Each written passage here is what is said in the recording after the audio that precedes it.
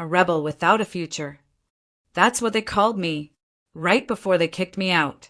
Years later, they came to me, asking for help. I smiled, slid the contract across the table, and waited. Hi, I'm Sophia. Subscribe to our channel, and stick around till the end, because this story doesn't end the way you think it will. I was born carrying a last name that wasn't just tradition, it was destiny. Vasconcelos wasn't just a name, it was a sentence. Everyone studied law. Everyone joined the family business. Everyone kept alive the legacy my grandfather built with an iron fist. Since I was little, I'd hear my father say, "We don't have artists or entrepreneurs here, only serious people." At 8 years old, I thought it was funny. At 18, it felt like a chain around my neck. The expectation was crystal clear. Law school, an internship at Vasconcelos Investments, marriage to someone suitable, kids who'd keep the empire going. There was no room for detours. And me, I was always a detour. The day I dropped out of law school, it was raining. I don't know if it was coincidence or irony, but that rain felt like both a baptism and a sentence. Before leaving, I opened my nightstand drawer and, without thinking, grabbed the old silver compass pendant my mom had given me as a child, saying, "So you'll never lose your way." I slipped it into my coat pocket. I'm not sure why. Maybe because, deep down, I already knew that was the day I'd get lost, or maybe find myself. I walked into my father's office, sat across from his massive mahogany desk, and with a steady voice, though my hands were shaking, I said, "I dropped out." He didn't even ask what. He knew. His face turned pale, like I'd committed a crime. He leaned back in his chair, crossed his arms, and after a suffocating silence, he said the one word that still echoes in my head. Disappointment. That's it. No yelling, no slamming doors, just that. I stood up, grabbed my bag, and as I crossed the door, I felt the weight of the pendant in my pocket like it was pulling me back. I hesitated, but kept walking. I didn't even look back.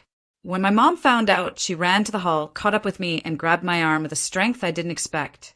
She was crying, but those weren't tears of pain, they were tears of rage. She shouted, voice sharp as a knife, "You just destroyed everything we built for you. Don't you dare come back asking for help." Her hand clutched my wrist, hot, desperate. I looked at her for the first time, not as my mother, but as a woman. I slowly freed my arm, took 2 steps back. She stood there, still yelling, like I was some criminal fleeing the scene of a crime. But when I walked out that door, I didn't feel like I was leaving. I felt like I was being expelled. Hours later, my phone buzzed. I pulled it out, expecting what? Maybe one last attempt, a plea to come back. I opened the notification. "Good luck, rebel without a cause." My older brother. I read it 3 times. Then another notification. Blocked. Not even a chance to respond. I stared at the dark screen of my phone, like I was staring at a funeral. The funeral of the family that, until then, had been my whole world. And now, they were deleting me, like erasing an irrelevant contact. I closed my eyes, took a deep breath, and moved on. In the days that followed, I packed up my things and rented a tiny room on the outskirts of the city, far from the luxurious halls where I grew up. I took the pendant with me. I couldn't let it go. I started working as a freelancer, doing layout jobs, spreadsheets for small businesses. At night, I studied fintech alone. No renowned professors. No marble library. No last name that opened doors. Just me, an old laptop, and a desperate need to prove, even if only to myself, that I could build something without living in the shadow of the Vasconcelos name. But the cruelest part wasn't the declared break. It was the silence that followed. At family events, I heard through others, my parents would say I was traveling, hiding the truth like I was some unspeakable shame, like I didn't exist anymore. That hurt more than my mom's screams or my dad's one-word verdict, because for them, it was easier to pretend I'd never existed than to admit I'd chosen to be something else. Not a rebel, not lost, just different. Months later, I launched the prototype for my fintech. It was small, flawed, insecure like me, but it was mine, my code, my idea, my bet. I landed my first 10 clients hustling, meeting in cafes, answering emails at midnight. No team, no investors, no one telling me, you can do this. Each signed contract was a secret victory, a wound cauterized, but the absence of family was a void that not even the busiest work could fill. Something was missing, something that money or success couldn't bring. Belonging. Still, I kept going, because deep down there was nowhere left to return to. That door was slammed shut the moment my mother screamed at me to never ask for help. And I understood then. It wasn't just a break. It was a line drawn in the sand. Them on one side, me on the other. All that was left was to keep moving forward, even if I stumbled, even if I walked alone. Ironically, calling me a rebel without a cause was exactly what forced me to find one, even if only to prove them wrong. That day, when I closed the door of the house where I grew up, I thought I'd lost everything. My family, my stability, my future. But I had no idea. I was just getting started. Not just starting a business, but starting a new Sophia, one who, little by little, would stop asking for permission to exist, and who one day would sit across from them, not as a repentant daughter, but as a CEO. I just didn't know. That day would come. It was months of hard, relentless, almost inhuman work. Late nights coding alone, learning by trial and error, watching tutorials until my eyes burned, while the rest of the world slept. Every investor I approached would give me that same look, a mix of disbelief and pity. A young woman with no degree, no respectable last name, claiming she could revolutionize the financial system. Some didn't even bother to hide it. They smiled politely, but wouldn't even take my card. Others would suggest, maybe bring on a more experienced partner. That'll give you some credibility. I'd smile back, walk out of the room, get into my car, and cry, silently, with no witnesses. But the worst day wasn't a rejection. It was an encounter. I had been invited to a financial event, the biggest in the country. Maybe, just maybe, this would be my shot at finding an investor willing to bet on me. I walked into the hall, took a deep breath, adjusted my blouse collar, and felt the compass pendant in my pocket like always. But then I looked toward the center of the room and froze. My father and my brother were there, surrounded by businessmen, as they always were, imposing, confident, masters of everything they touched. I thought, did they see me? I didn't even need to answer.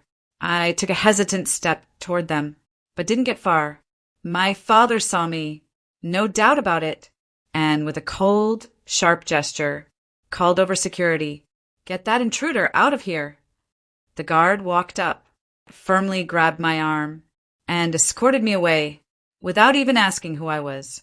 I stood there, frozen, as he led me out like I was just some random opportunist, trying to sneak into a space where I didn't belong. And in a way, to them, I didn't belong anymore. My blood boiled, my eyes stung, but I didn't cry, not in front of them. That night, I went home with a pain so sharp in my chest, I almost gave up. Almost. I sat on the bed, pulled the pendant out of my pocket, and placed it on the table, staring at that symbol that once meant protection, and now felt like a bitter reminder of someone I was never supposed to be. I took a deep breath, closed my hand around it, and thought, if they keep kicking me out of every room, I'll build my own. And it would be so big that one day they'd have no choice but to walk into it as guests. Months later, my fintech started making a name for itself, precisely because I was doing what the big companies ignored, offering credit and financial solutions to underbanked communities, while traditional banks rejected small entrepreneurs and informal workers. I welcomed them. Every client who signed with me was another brick in the house I was building, my own empire. The word spread fast. A young entrepreneur, revolutionizing credit in the country. And slowly, I stopped being invisible. Then one day, I got an email from a national association. My fintech had been nominated for Innovation of the Year. I thought it had to be a mistake, but it wasn't. I went to the ceremony alone, wore my best blazer, cheap but sharp, and then I heard my name announced as the winner. I walked up to the stage, my legs shaking, and when I held the trophy, I smiled shyly, my eyes full of tears. The next day, I opened the newspaper, and there it was. Most Promising CEO of the Year, Sofia Vasconcelos. Irony, or justice, the same last name that had slammed doors in my face, was now a headline. I looked at that photo and, for a second, I felt proud, but that pride quickly gave way to a piercing memory of my mother yelling, "You destroyed everything." No matter how much I achieved, that phrase cut through me like a blade. Like nothing I did would ever erase the label of traitor they'd branded me with. It was strange, proud and wounded, victorious and exiled, free and orphaned, all at once. Carrying success and rejection together is heavier than you'd think. Days later, I stopped by a cafe near my office, trying to treat myself to an afternoon off. I ordered coffee, sat by the window, and suddenly I heard a familiar voice. I turned around and saw an ex-classmate from law school. She recognized me, looked me up and down, and without even trying to hide her disdain, sneered, "Wow, I thought you'd be working as a cashier by now. Or worse."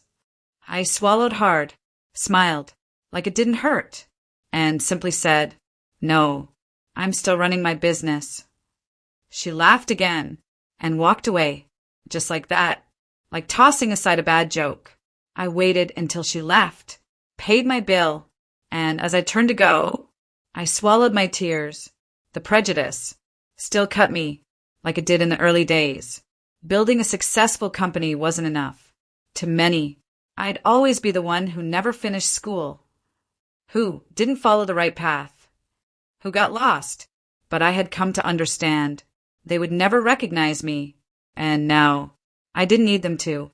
My recognition came from every client, every contract, every number growing in my account, and that was enough.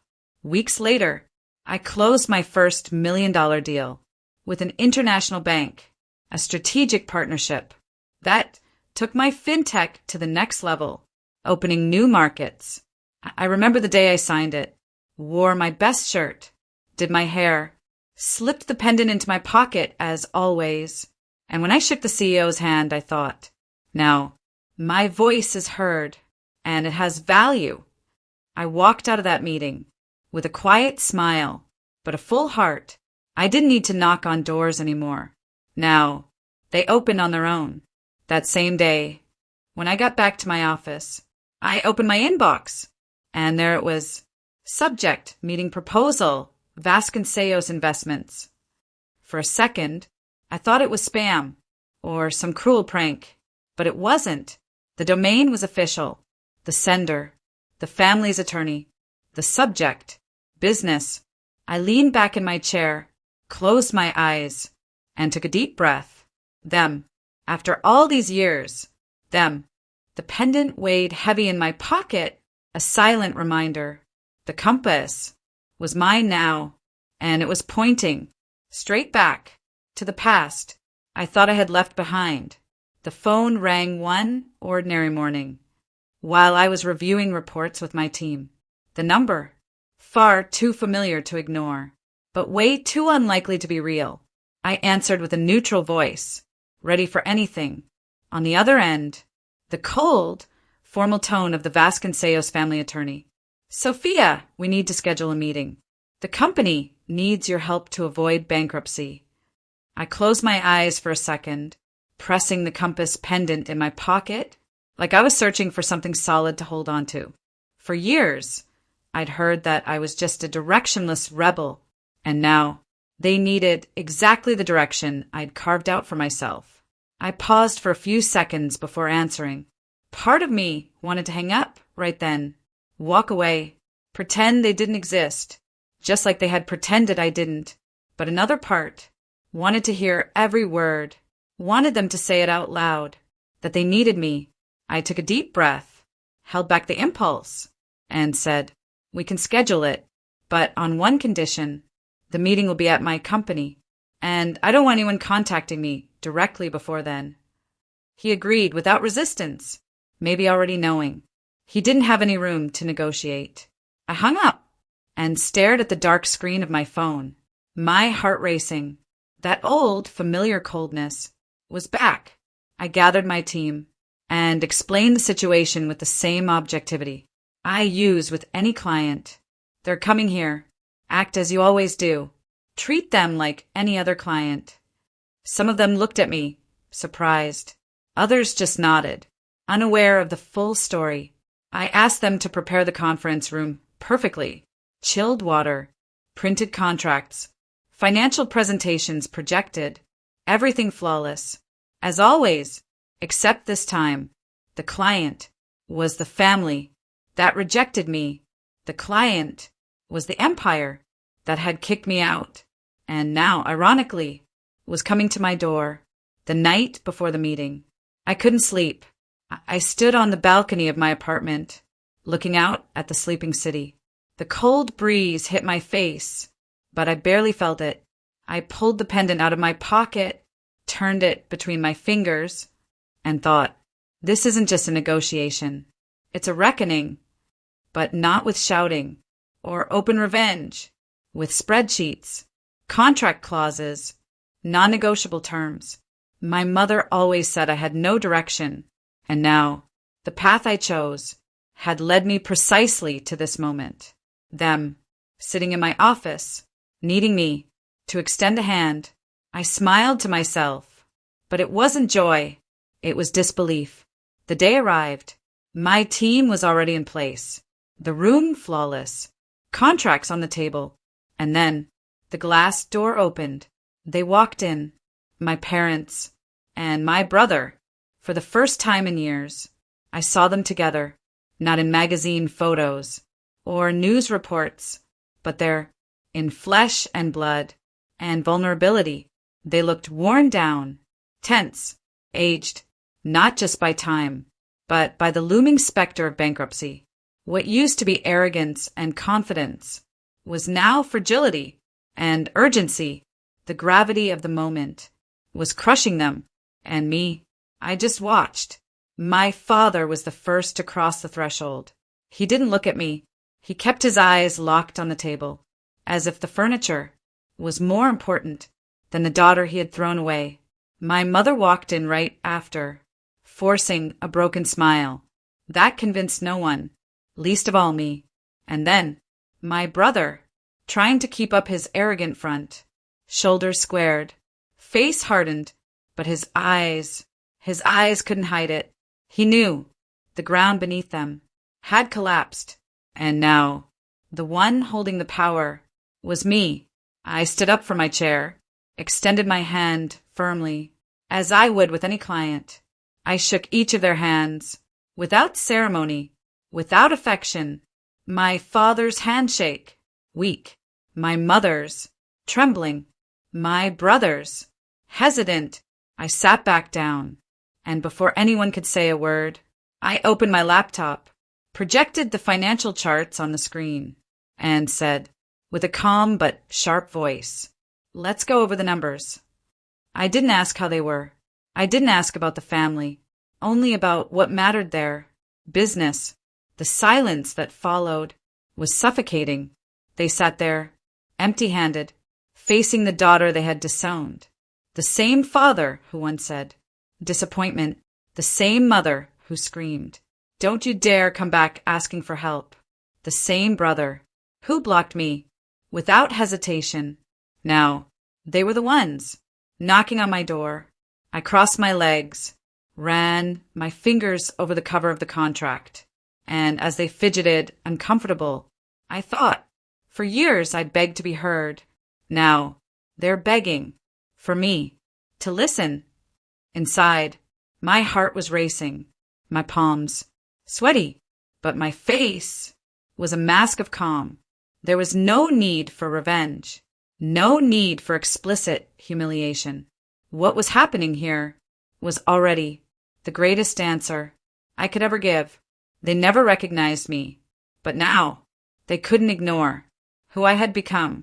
And the most ironic part, they needed exactly what they had always despised. My father was the first to speak. He adjusted his tie, cleared his throat like someone trying to reclaim a shred of authority, but his voice came out weak, broken. We've had some setbacks, bad investments, rash decisions, the market's trust. It evaporated as he unloaded that cold, clinical report about the collapse of the company that for decades had been the pride of the family.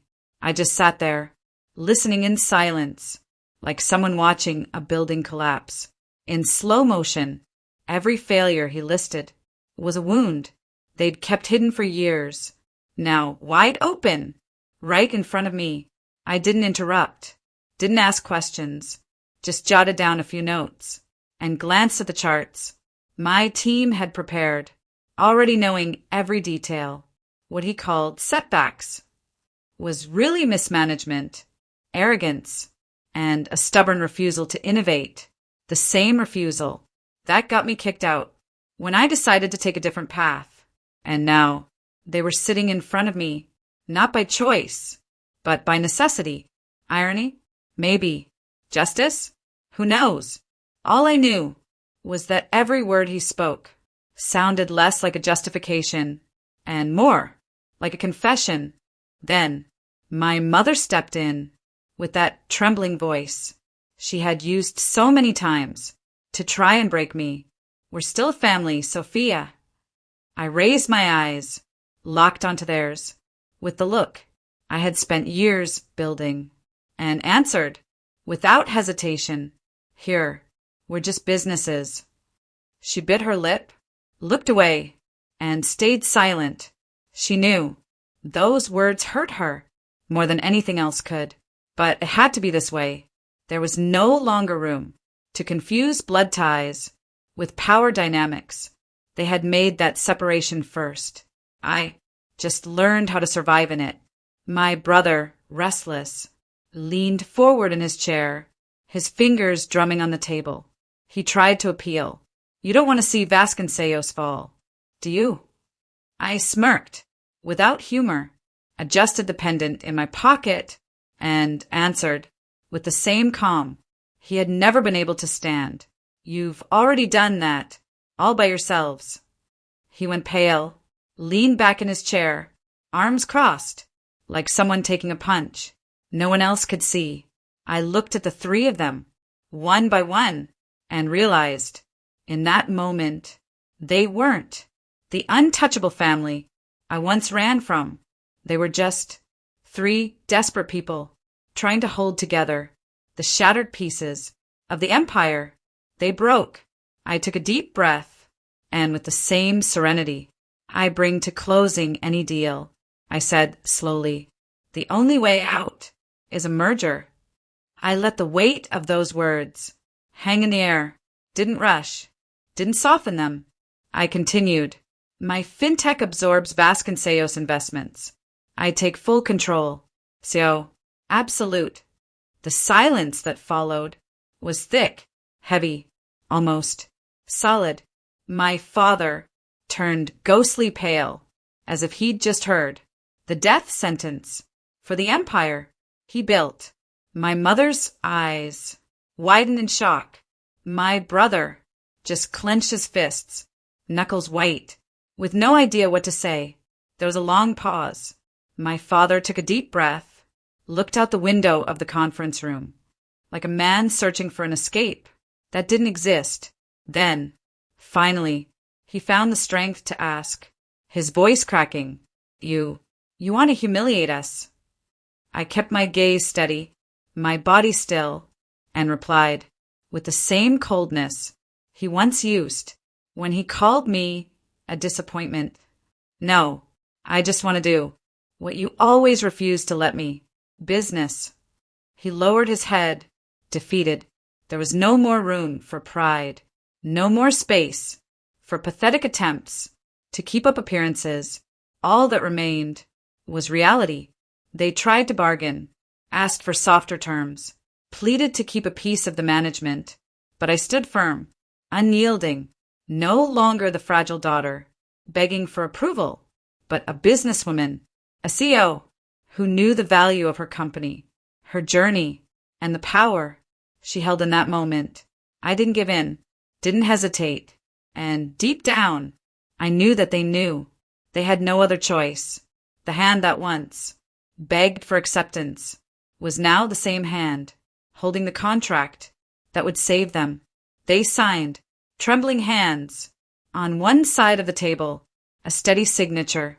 On the other, I watched, impassive, as they initialed each page, each clause, each term, sealing, once and for all, the role reversal.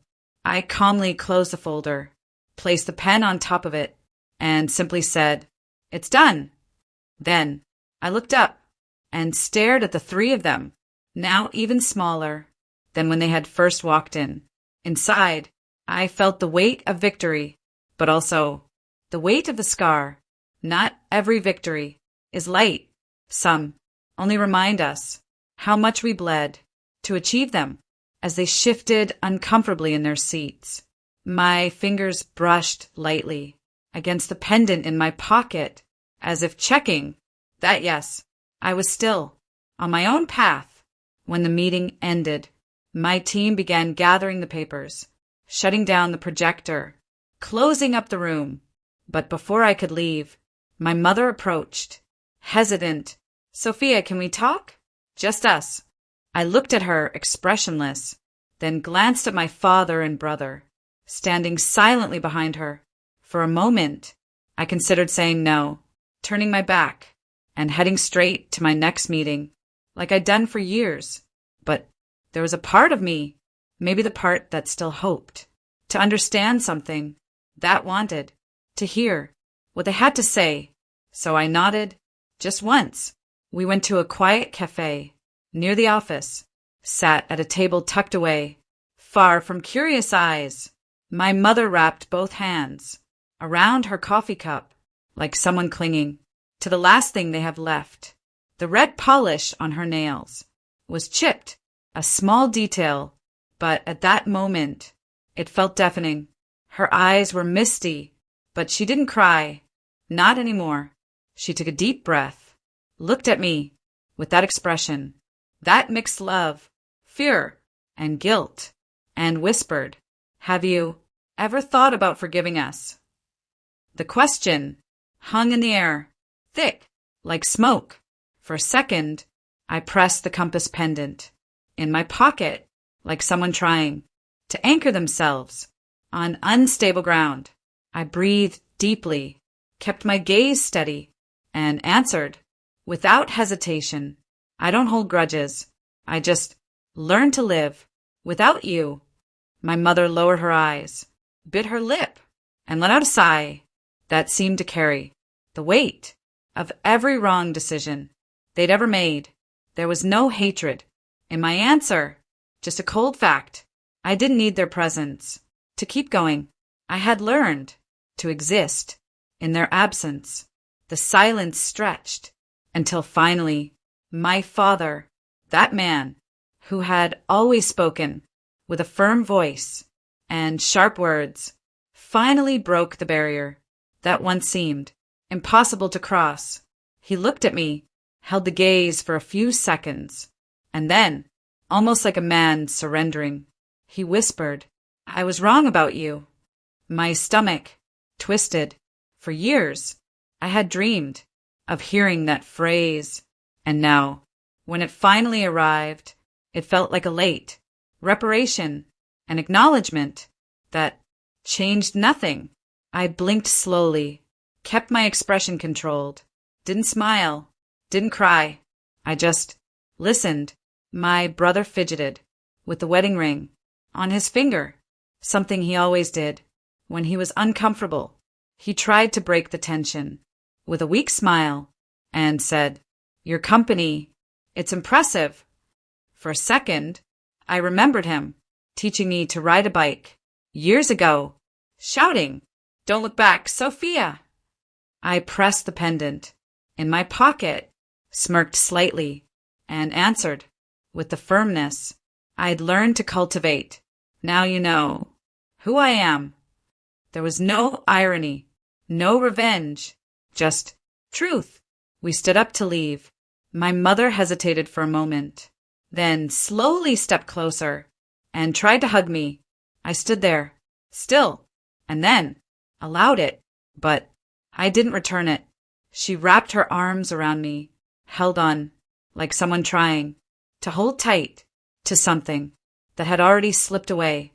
I just closed my eyes, breathed, and waited for her to let go. My hands remained at my sides, motionless. There was no warmth there, no resentment, no love, just an empty gesture, a hug that, years ago, might have prevented so many wounds, but now was only an echo. Arriving too late, we left the cafe and walked in silence to the corner where we went our separate ways. They headed for their car, and I returned to the office.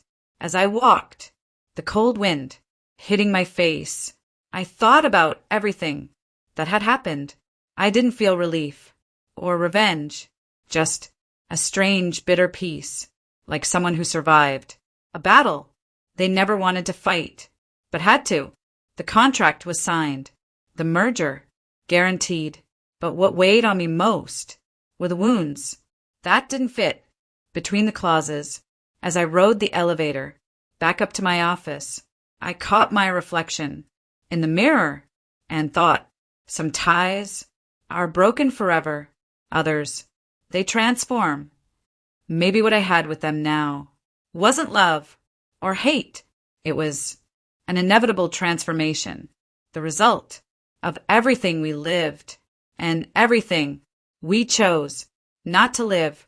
The wounds, they were still there between the lines of the contract, hidden beneath the signatures, lost in the words we never said and now no longer mattered. Before I walked into my office, I slipped my hand into my pocket, feeling the shape of the pendant. The compass was still there, but now not to tell me where to go, just to remind me that I had found my own path, alone. I walked slowly through the headquarters of my fintech, letting each step serve as a silent reminder of the journey that had brought me here. I passed by walls lined with upward trending charts, marking quarters of steady growth, and by the awards displayed in glass cases. Innovation of the Year, Breakout CEO, Best Social Impact Startup. I nodded to my team, all working with energy and focus, just as they always had. They were the ones who helped me turn a dismissed idea into a consolidated empire, and now this empire was mine. I passed by the conference room where just days ago the merger had been signed.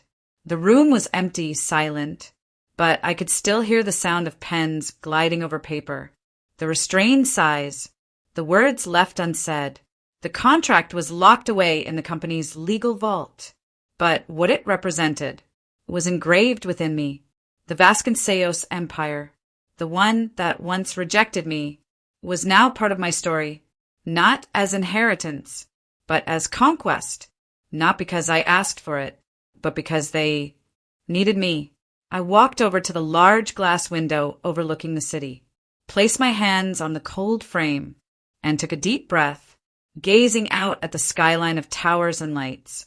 Up there, I realized just how much I'd carried over the years, the weight of rejection, of solitude, of an endless need to prove my worth. But I also felt what I'd left behind, the need to be accepted, the pain of not fitting into the mold they created for me. I didn't need them to see me anymore, because I already knew who I was. My phone buzzed on the table nearby. I picked it up and answered. On the other end, an upbeat journalist. "Sophia, we'd love an exclusive interview about the historic merger, the traditional Vasconcelos and the innovative fintech. It's a landmark." I smiled, closed my eyes for a moment, and with the serenity of someone no longer carrying the weight of the past. I replied, "The aimless rebel? She doesn't exist anymore." He chuckled, set the time, and hung up. I put the phone aside, unhurried. That title, that label, was gone. For good. I grabbed a coffee from the break room, held the cup in both hands, feeling the gentle warmth seep into my fingers, and walked out onto the office balcony. The breeze hit my face, softly, different from the cold that had accompanied me when I first started. I looked out at the city again, but now, without fear, without that sense that it was unattainable. I was here, at its center, occupying the space I'd built. With every sleepless night, every rejection, every tear no one ever saw, and that no one could take away from me, as I watched the cars below, the people hurrying across the streets. I thought, sometimes, we need to be rejected to find the path that's truly ours. It wasn't bitterness. It wasn't pride. It was clarity. If they had accepted me, maybe I never would have gone this far. Maybe I'd have followed the pre-written script. Comfortable, predictable, but not mine. The rejection, it hurt, but it also set me free. It was their absence that forced me to create my own presence. I closed my eyes, breathed deeply, and in a whisper, maybe one only I could hear, I said, I didn't just save their company. I saved myself. The merger was a strategic victory, a business milestone, a historic moment, but above all, it was a personal turning point. It was never about rescuing the Vasconcelos empire. It was about rescuing Sophia, the one who years ago walked out of her parents' house with just a backpack, an idea, and a little compass pendant hidden in her pocket, the same one I was holding now. I pulled the pendant from my pocket for the first time in a long while and looked at it under the glow of the late afternoon sun. The tiny silver compass my mother gave me in childhood still shone, untarnished. But now I understood. It had never pointed the way. It had only reminded me to keep searching for one. I closed my hand around it, took a deep breath, and set it down on the edge of the balcony, like someone closing a chapter. I didn't need to carry it anymore. My path was already set. I took one last sip of my coffee, straightened my posture, and looked out at the skyline once more. Then, with a slight smile, I concluded, maybe just in my mind, or maybe in a whisper, for the whole city to hear, now, I choose the way forward.